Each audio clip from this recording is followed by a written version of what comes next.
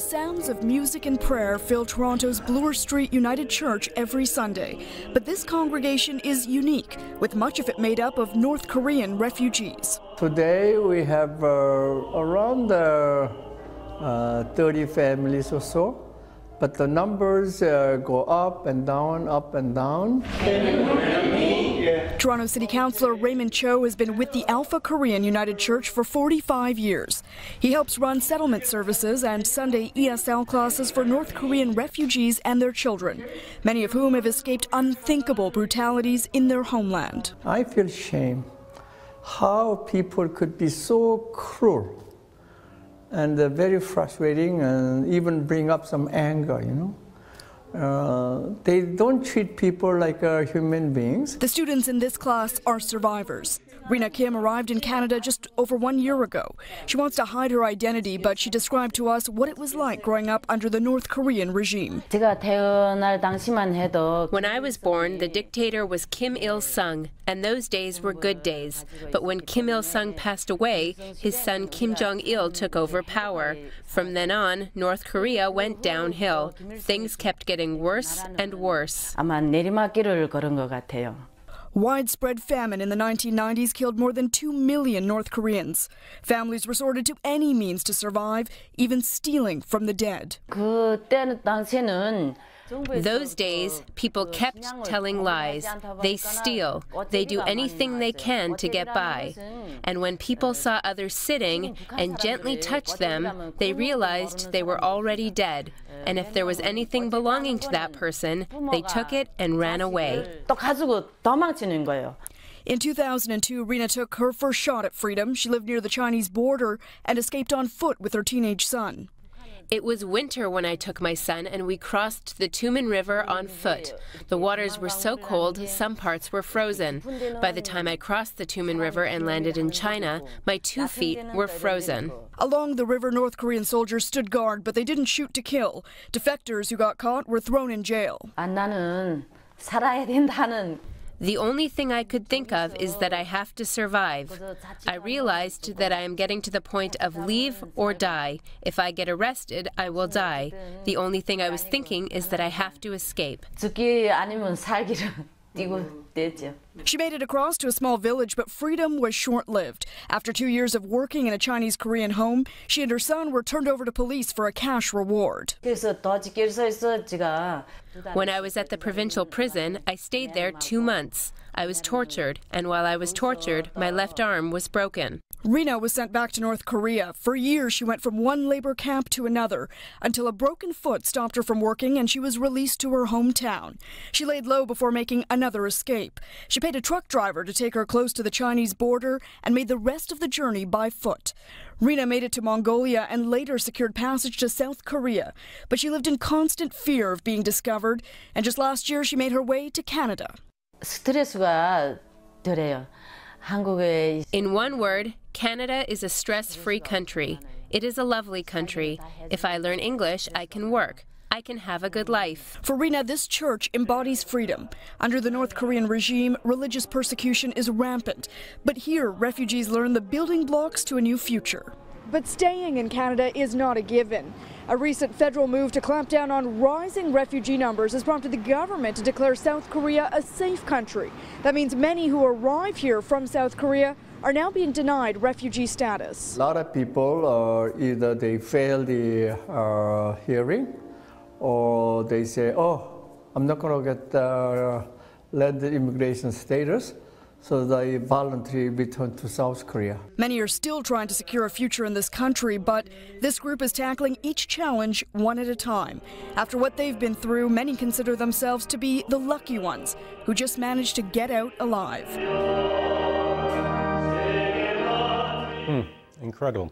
Snehal joins us now. That was tremendous stuff, by the way. I can understand the government's difficulty here because South Korea is an ally and is a free country, and they have to distinguish between those who have gone there from the north to flee and those who actually are South Korean but simply want to come to Canada. And they've got a right to distinguish between the two, haven't they? Yeah, absolutely, because certainly when we have refugees in Canada, that is a huge cost to Canada as well. They need an immense amount of support, whether it's language skills, various services. Now, Rena, who you met in that story, she's still going through the process right now, and like all claimants, she'll go before the Immigration Refugee Board. But what's really interesting, Michael, is the trends. I want to show you some of the numbers in terms of the number of North Koreans filing for refugee asylum or asylum status in Canada. Since 2010, we've seen a dramatic increase. Just take a look at the number of in 2012, 700 plus applicants. That's the most ever. And I can tell you 70% were accepted. But I took a look at the numbers for the first quarter of 2013. Only 14% of claims were accepted there. Many have actually withdrawn or just voluntarily taken out their applications. Now, I spoke to the Immigration Minister, Chris Alexander, today about the trends. Here's what he had to say. Take a listen. A large number of those claims were legitimate claims, people truly from North Korea, people truly facing persecution. But our embassy and our department noticed another trend, which was that a substantial number of claims were all coming in the same way, being made in the same place. The people didn't have any travel documents.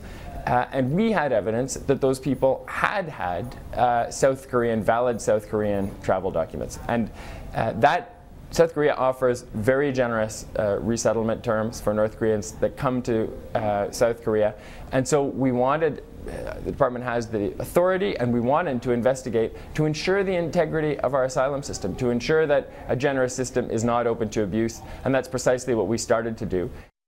So you see there, he's highlighting one of the other big issues with the refugee system is there are so many honest people, but there are that fraction that are trying to abuse the system. And that is why you see the government looking at designating safe countries, opening up these investigations into, are these legitimate refugees? Yeah, I mean, I know Chris. He's a very experienced diplomat in Afghanistan and Russia, and a very liberal-minded man too.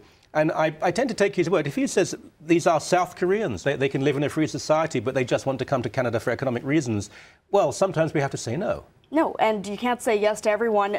The minister, though, did say when it comes to North Koreans, our door is by no means closed. I can tell you, speaking to members of the community, many tell me that they fear that they're being discriminated in South Korea, that they can't find work easily. That's what they're telling me. But certainly, as the minister pointed out, there are settlement services in South Korea, and those do exist, and there are tens of thousands of North Koreans living successfully in South Korea. So for a North Korean who comes to Canada through South Korea, they have to prove that they are facing persecution, danger even, in order to gain status. Now, that is why we have this designation of safe countries. And I've been looking at the numbers, and we have seen a drop across the board in refugee acceptances in Canada. In fact, the minister and I spoke about that as well. And I want to play a clip. He describes to me just how much the overall numbers have changed. Okay. We have a reformed asylum system in 2013. The numbers are down perhaps by half or a third. I don't have the final tabulation for 2013 from North Korea, but they're still very substantial, and not that many cases involving North Korea are refused. I mean, some of the safe countries include Hungary, the USA, and it does become a bit ludicrous when people say, well, I'm being persecuted in the United States of America.